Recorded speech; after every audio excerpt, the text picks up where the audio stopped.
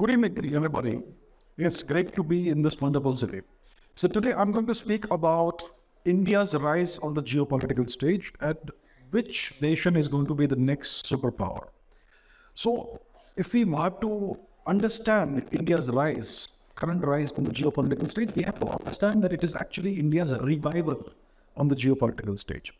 And to understand that, we have to go back a little bit in history. So if we look at the historical record of India, you go back 6,000 years, then you will find that there was something called the Saraswati Sindhu phase of Indian history, which is also known as the Harappan phase or the Indus Valley phase. And the geographical area of this geography was greater than ancient Egypt and Mesopotamia put together. And it was a completely urbanized civilization, a fully industrialized civilization, and extremely scientifically advanced, technologically advanced, the most technologically advanced civilization of that time. And clearly the GDP, which was produced by this region, was greater than anything else that was produced anywhere in the world. Now, if you look at the economic history of India of the past 2,000 years, you can study the work of Angus Madison, the great economist, and it is very clear that India's GDP was at least 1/3 of the entire world's GDP for about 1,500 years out of the last 2,000 years. So that tells you that India was once the most prosperous and most advanced civilization in the world. Then you have the British colonization. India was occupied by the British, and between the 18th century and 1947, India's GDP fell to about 2% of the world's GDP. And in 1947, India's life expectancy was approximately 32 years. So you can imagine what they did to India. And now India is rising geopolitically and economically. So after 1947, there was a significant period where India's growth stagnated. It was called the Nehruvian rate of growth, 2%, 3%, 4% per year. So India could not achieve its potential for a very long time. Then in 1992, India instituted certain economic reforms. India was forced to do that, and the economy was opened up. And that's when India's growth story started. So it took about 60 years, roughly, for India's GDP to reach $1 trillion. Then it took another 7 years for India's GDP to reach $2 trillion. Then another 7 years to reach $3 trillion. As of today, India's GDP is about $3.5 trillion. India has overtaken lots of countries and is now number 5 in the entire world when it comes to the rankings of the nations by GDP. So that's where India stands today. Now, if India grows at 6% per year, then by 2047, India will have reached 12 or 13 trillion dollars of GDP, which is nearly where China is today, roughly, give or take. And if India grows at 8% per year, then by 2047, India will have surpassed the $20 trillion mark.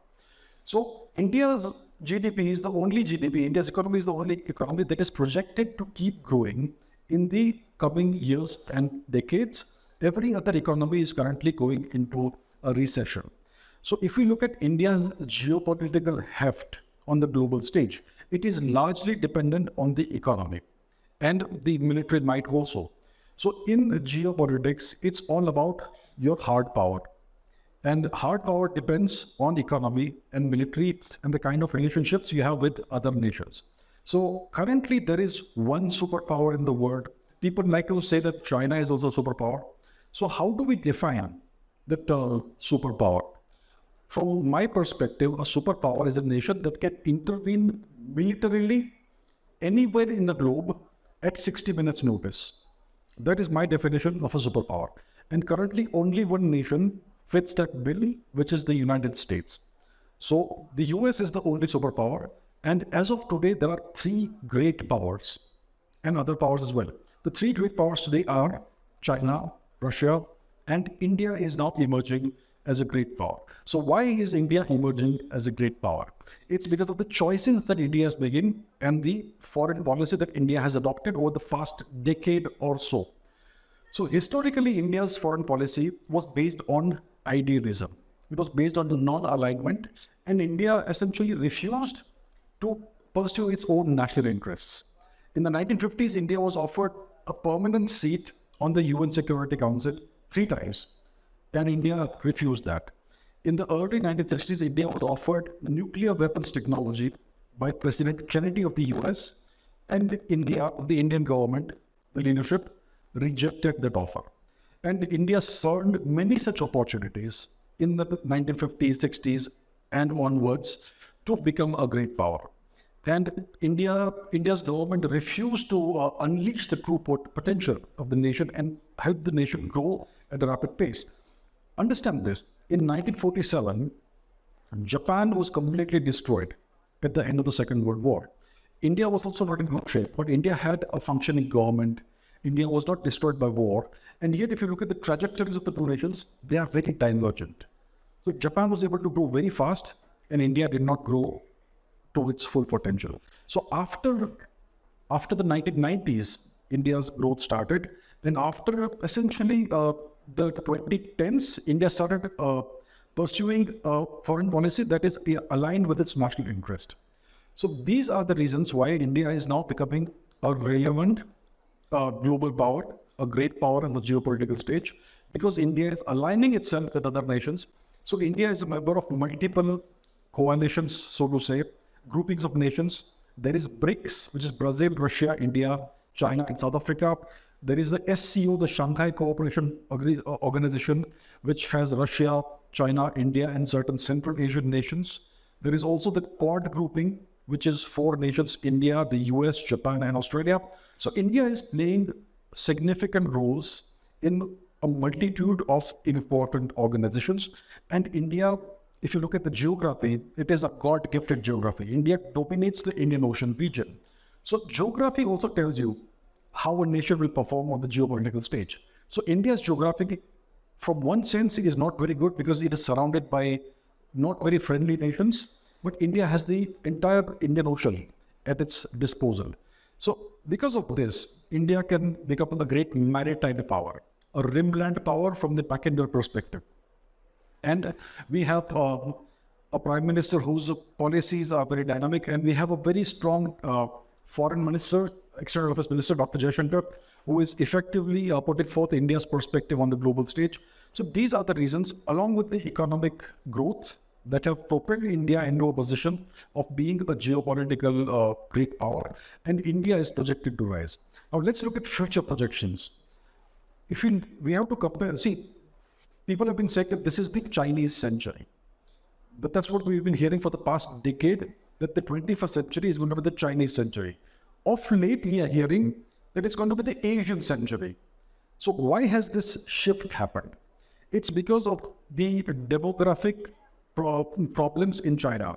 So the Chinese instituted a one-child policy in the 1970s onwards. And because of that, now the total fertility rate has dropped to 1.1. So for a sustainable population, the state population size, you need 2.1 to be at the TFR. In the case of China, it's 1.1 now. So that population is declining. By 2100, China's population is projected to become around 700 million people. So that's roughly half of what it is today. And as the population declines, it will grow older. So by 2050, China's population, average age of the population is projected to be around 58 years. So the average Chinese person in 2050 will be 58 years old. And correspondingly in India, it's going to be 37 years. So that's a generation's difference. So India is going to have the demographic dividend, but China's demographic dividend has already gone. So China is, if you look at the Chinese economy, it is now not growing the way it was supposed to grow. It's growing at 3%, 4%, maybe 5% per year. And the two engines that were supposed to take China to superpower status, the Belt and Road Initiative and the Maritime Silk Road, are now no longer really functional because the various nations that were participating in this are no longer that interested. And this has to do with the 2019 pandemic that came out of China. So because of this, the Chinese growth engine has stopped. And China is now no longer projected to surpass the US as the world's biggest economy in this century. And now today, if you look at the economic projections, the only nation that is projected to possibly surpass the US in the 21st century is India. So if India gets its act together, it's going to become the Indian century. So there is a huge opportunity for India. There are big problems also because other nations will not want India to rise. We have to understand that geopolitics is it's a cutthroat game, and we already have an established superpower. And when you are a superpower and you have all the power in the world, you are jealous of it and you will jealously guard it. So there is something called the Thucydides trap. It is something that the Greek historian Thucydides wrote about when he, in his account of the Peloponnesian War, which happened 2,500 years ago.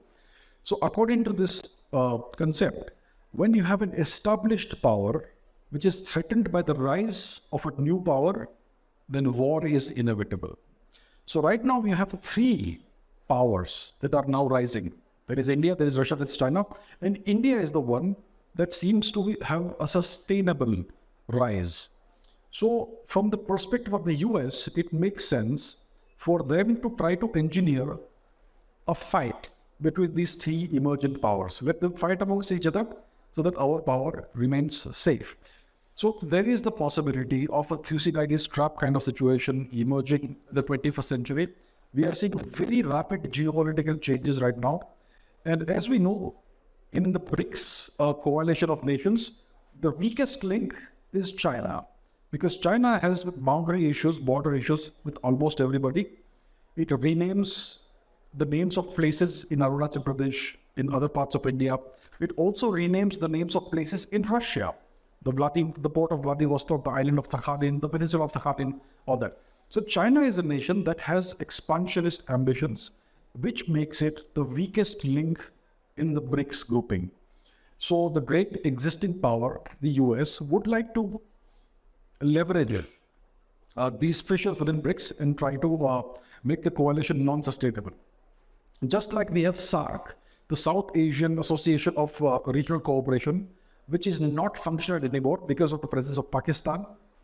Similarly, BRICS could become non-viable because of the presence of China.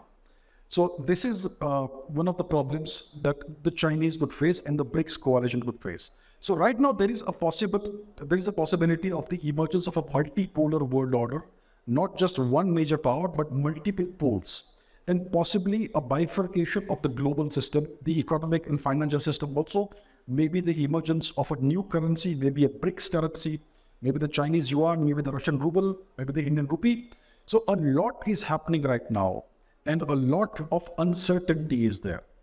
So from India's perspective, if India gets its act together, if India has the right leadership, then India can make this the Indian century. And for that, India will need to ensure that for the next decade at least, if possibly for 2 decades, India should not get embroiled or entangled in any military confrontation with any great power. If India can ensure this, and if India can focus on the economy, then this is guaranteed to be the Indian century. When it comes to the next superpower, right now we have only one superpower, and what can happen most likely is that the 21st century will be a multipolar century. There will not be a single superpower or 2 superpowers. You may have 3 or 4 great powers. The emergence of a new superpower at this stage seems unlikely. Of course, anything can happen. We have seen this happen multiple times in world history. The sudden emergence of a new empire that happens. But as things stand right now, it looks like the 21st century could be the century of multipolarity, multiple great powers and no one superpower. The US is certainly declining right now. Its influence is declining, it's waning, it's moving away from Afghanistan, it's moving away from the Middle East region, from Saudi Arabia, Iran, and other parts of the world. So we are seeing a decline of US power and the growth of India, China, Russia. China is not, its growth is not sustainable. Russia is limited by its population, not by the territory. And India has the demographic dividend. So that is the situation that we are in right now. I personally don't see the emergence of a new superpower anytime soon, but certainly great powers are emerging. India is one of them. And if we play our cards right, that by the end of this century, India will most likely be the largest economy in the world, and possibly by that time, a superpower. So that is how the geopolitical game could go. And I will conclude with that. Thank you very much. Abhijit.